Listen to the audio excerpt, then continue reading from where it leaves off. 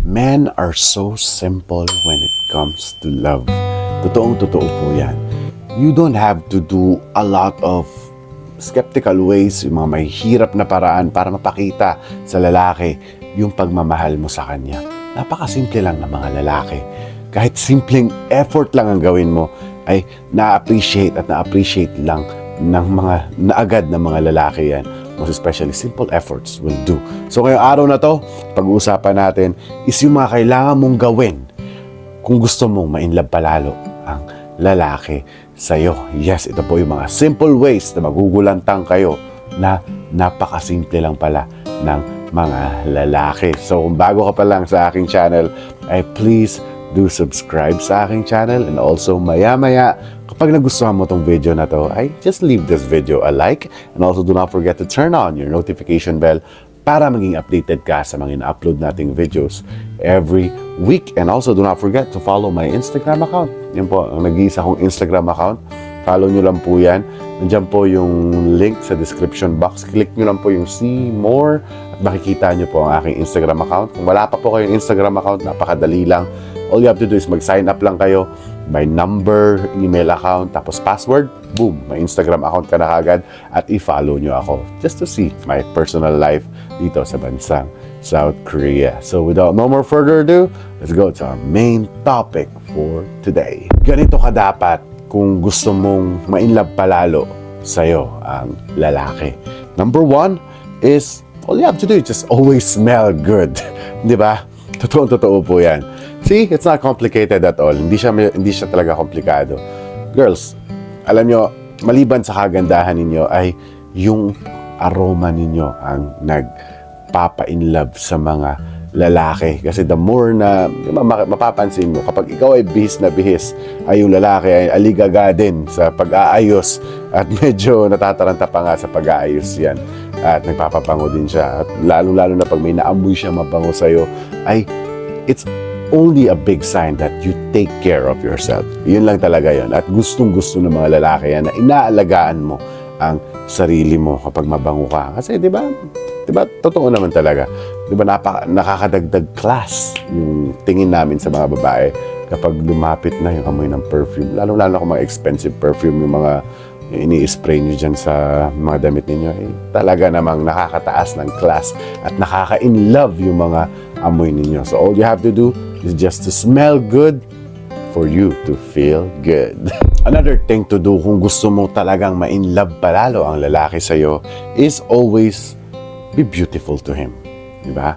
Maging maganda ka palagi para sa kanya. Yung kagandahan mo is you only dedicate that to him. Kasi nga, kunyari kung asawa mo na siya, diba? Wala ka na kailangan paglaanan ng ganda mo, kundi para sa kanya na lang. And diba, that is so effortless pagdating sa babae. Most ladies are beautiful. Alam na alam ko po yan. Lahat ng mga kababaihan ay may tinataglay na angking ganda na mga partner lalo nila ang nakakakita. Diba? Yung mga partner nila talaga ang nakakakita niyan. And the more you improve that beauty, is the more na nai-inlove lalo sila sa'yo. At the more na inaalagaan mo yung beauty mo, ay talaga namang nai-intact talaga yung relationship ninyo. Kasi, di ba, beauty, tapos inaalagaan mo pa yung katawan mo, di ba? Ano mangyayari dyan? Baka dumadami na nga yung anak nyo, di ba? Nagmamahalan kayo lalo. At mas lalo tumatagal at tumahaba pa yung relasyon nyo until forever. But taking care of your beauty is not complicated at all kapag ikaw ay gumagamit ng Aria Prime Gluta White Body Lotion na nagbibigay healthiness sa balat mo. Kaya nakitang-kita nyo ang balat ng inyong lingkod at healthy. Diba? Nagtitake din kasi ako ng mga supplements ng Aria Co. Ito, ayan po yung, bago ako mag-gym, ayan po yung tinitake ko. Yung kanilang glow up na napakasarap naman ang lasa at napaka-effective talaga. Ramdam mo kaagad in just few minutes yung epekto ng mga products ng Aria. Lalo-lalo na itong body lotion. Pag pinatak pa lang yan, ay, ang dami. Dami na palagay natin. Pero ayan, tinan nyo. You can see right away the differences. Konting scrub pa nga lang yan. Diba, oh. Diba, kita-kita na ninyo kaagad ang epekto ng Aria Prime Gluta White Body Lotion na may instant whitening na nangyayari kaagad sa balat mo, and it will last for to 5 hours sa balat mo, yung kaputian niya, and then the moisture will last until maybe 12 hours to 24 hours yung moisture nito. At napakaraming health benefits sa balat mo ng Aria Prime Glutathione Body Lotion. 1 year ko na po itong ginagamit, kaya kita nyo naman yung resulta siguro. Kita nyo naman siguro ang resulta. So guys, if you want to score ng Aria Prime Gluta White Body Lotion, ay pumunta lang po kayo sa link dyan down below. Yung sa Seymour, makikita nyo po kung ikaw po ay nasa South Korea. Makaka-order na po kayo sa South Korea using Coupang. Nandyan po yung link sa ibaba. Pagka-click mo ng link na yan, dadaling ka na kaagad sa product ng Aria Co. At kung ikaw naman ay nasa Pilipinas, meron din tayong link sa Shopee. At kung ikaw naman ay nasa ibang parte, outside of Asia, nasa Europe or somewhere around the world, ay pumunta lang po kayo sa TikTok live shop nila at makaka-score na kayo ng Aria Prime Gluta White Body Lotion. At iba-iba pa nilang mga products. So once again, thank you so much Aria Co. for sponsoring this video. Another thing to do, kung gusto mo talaga lalo na ma-inlove ang lalaki sa'yo, all you have to do is respect his masculinity.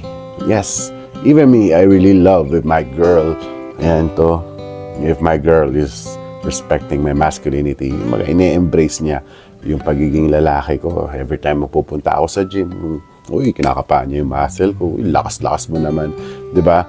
And then, yes, she trusts me so much na masyado siyang nagtitiwala sa akin, and I really love that one. Na the more na pinagkakatiwalaan mo yung lalaki is the more na nagiging motivated pa siya gawin lahat ng mga bagay. Kahit imposible, kaya niya gawing posible as long as you show that guy that you believe him.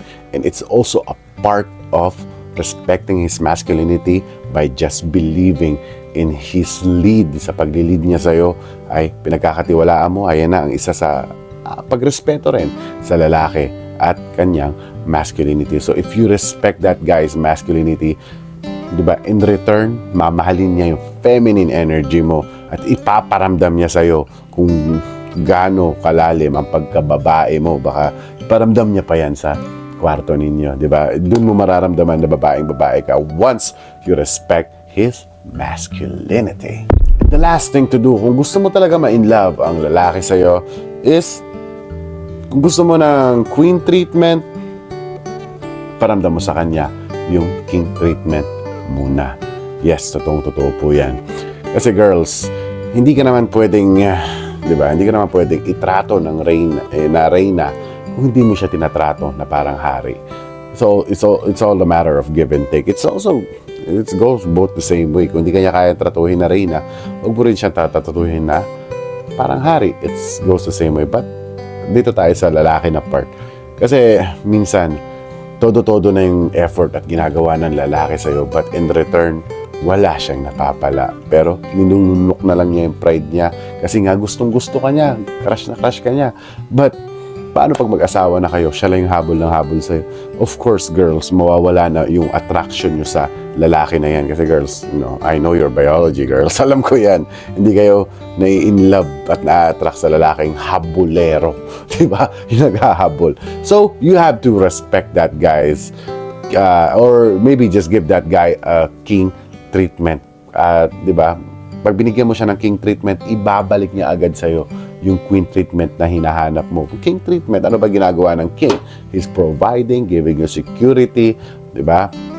He's taking care of the household. Siya na yung bahala sa pangangailangan niya sa loob ng bahay. At ikaw, bilang feminine woman, as a queen sa loob ng bahay, ay ginagawa mo rin yung gender roles mo. Tandaan niyo po, girls, na meron tayong mga gender roles, male and female. May kanya-kanya yang roles sa relationship. At sana may natutunan naman po kayo sa ating topic for today. Kung nagustuhan mo ang ating topic, I just please leave this video a like, and also do not forget to subscribe sa aking channel kung bago ka pa lang. And also do not forget to turn on your notification bell para maging updated ka sa mga in-upload nating videos every week. And also, do not forget to follow my Instagram account. Yan po, nag-iisang Instagram account ko. Follow nyo lang po yan para maging stay connected tayo. Hindi lang dito sa YouTube, pati na rin sa aking personal Instagram account. So, once again, para makita nyo rin pala yung personal life ko as an OFW sa South Korea. Nasa South Korea po pala ako sa mga hindi nakakaalam, sa mga bago dyan. nasa South Korea po ako. So once again, thank you so much for watching at lagi nyo tatandaan, mahal na mahal ko kayo.